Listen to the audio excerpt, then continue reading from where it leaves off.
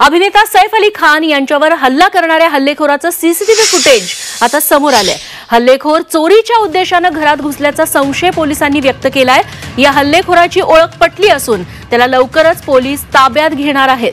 सैफ अली खान हल्ल्याप्रकरणी पोलिसांनी विविध कलमांअंतर्गत गुन्हे दाखल केलेत। दरोडा, प्राणघातक शस्त्रांसह दरोडा, घरात बेकायदेशीरपणे घुसणं, घरफोडी करण्याच्या कलमांतर्गत हे गुन्हे दाखल करण्यात आले।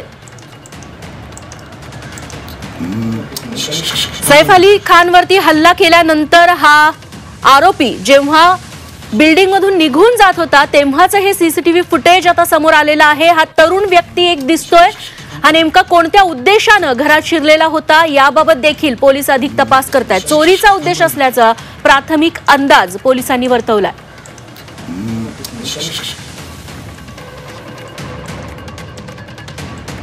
आणि याच प्रकरणाबद्दल अधिक माहिती जाणून घेऊयात।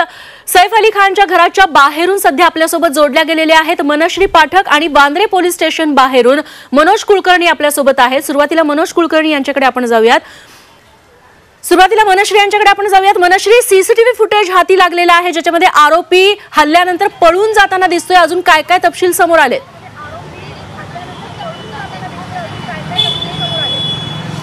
नक्कीच सीसीटीव्ही फुटेज अतिशय क्लिअर आहे आणि ज्या पद्धतीने तपास गेला आणि तपासात हे निष्पन्नही झालं होतं की सीसीटीव्हीच्या समोर जे आलेलं आहे की हल्लेखोर जिन्याच्या साह्याने घरात घुसला आणि जिन्याच्या साह्यानेच तो परत गेला।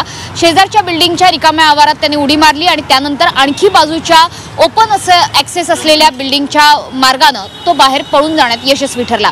सीसीटीव्ही फुटेज जर आपण बघितलं, जी दृश्य आपल्या समोर आली आहेत ती जर आपण बघितली तर प्रकृतीने सैफ अली खानच्या तुलनेत अतिशय किरकोळ अशा शरीरयष्टीचा हा हल्लेखोर आहे, तरुण आहे। त्याच्यामुळे हा हल्लेखोर अतिशय चपळाईने अतिशय वेगाने पळून जाण्यात यशस्वी ठरला।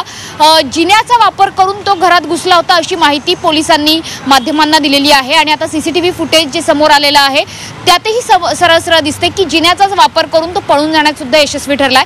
त्यामुळे चेहरा तर आरोपीचा हल्लेखोराचा सगळ्यांसमोर आलेला आहे, ओळख पटलेली आहे।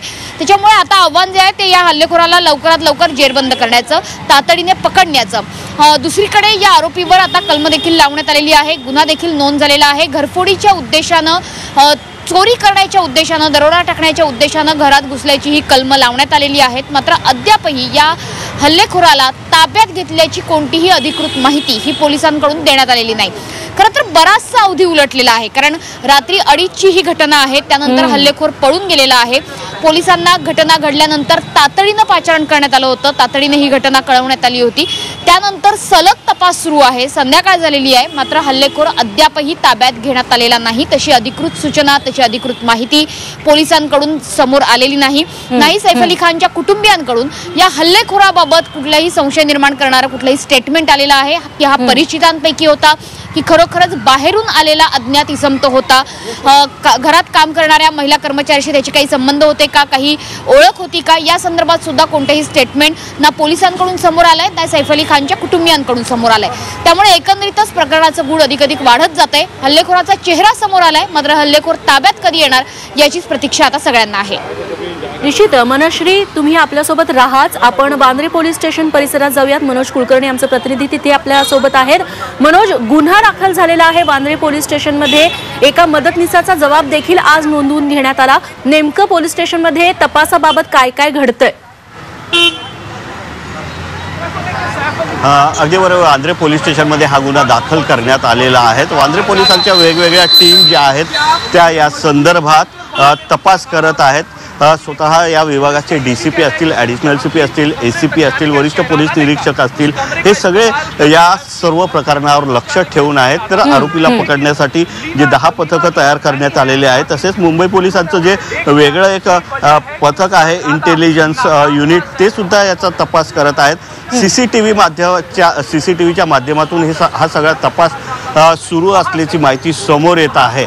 परंतु हा आरोपी घुसला कसा, सगळ्यात महत्त्वाचं हेच आहे। आणि पोलीस अधिकाऱ्यांशी बोलताना तेच आमच्या सुद्धा समोर प्रश्न आहे की हा घरात घुसलाच कसा. कारण जर घरातलं कुणीतरी ओळखीचा असल्याशिवाय तो इतका घरामध्ये जाऊ शकणार नाही किंवा यापूर्वी तो घरात गेलेला असावा असा पोलिसांचा कयास आहे. परंतु जोपर्यंत आरोपी अटक होत नाही तोपर्यंत मात्र ह्या सगळ्या गोष्टी ज्या आहेत त्या पूर्णपणे उघड होणं शक्य नाही आहे. परंतु पोलीस वेगवेगळ्या अँगलनं हे तपास करत आहेत. या रस्त्यावर असलेले जे CCTV जे आहेत ते सुद्धा तपासलेले आहेत. इतकंच नाही तर वांद्रे पोलीस स्टेशन असेल, वांद्रे स्टेशन असेल लोकलचं, त्याचबरोबर जे टर्मिनस आहेत त्या ठिकाणी सुद्धा पोलिसांनी जाऊन बघितलेलं आहे. तर या विभागामधले त्या पोलिसांचे जे खबरी आहेत ते खबरी सुद्धा कामाला लावले आहेत. इतकंच नव्हे तर पोलीस वेगवेगळ्या अँगलनं याचा तपास करत आहेत. आता CCTV तर आलेलाच आहे, तर या CCTVच्या माध्यमातून एक फोटो स्क्रीनशॉट करून शेअर करण्यात आलेला आहे. जे पोलिसांची खबरे असतात त्यांना हा देण्यात आलेला आहे आणि त्या माध्यमातून सुद्धा आरोपीचा शोध घेणं सुरू आहे. एकंदरीतच पुढच्या काही तासामध्ये आम्ही आरोपीला अटक करू असं अधिकाऱ्यांकडून सांगण्यात आलेलं आहे. परंतु नेमका हा चोर कशासाठी घुसला होता, चोरी करण्याच्या उद्देशाने घुसला होता की आणखी कशाच्या उद्देशाने घुसला होता हे मात्र चौकशी अंती स्पष्ट होईल असं पोलिसांचं सुद्धा म्हणणं आहे. निश्चित. मनोज आणि मनश्री खूप खूप धन्यवाद. तुम्ही हे सगळे तपशील आमच्यापर्यंत पोहोचवले त्याबद्दल.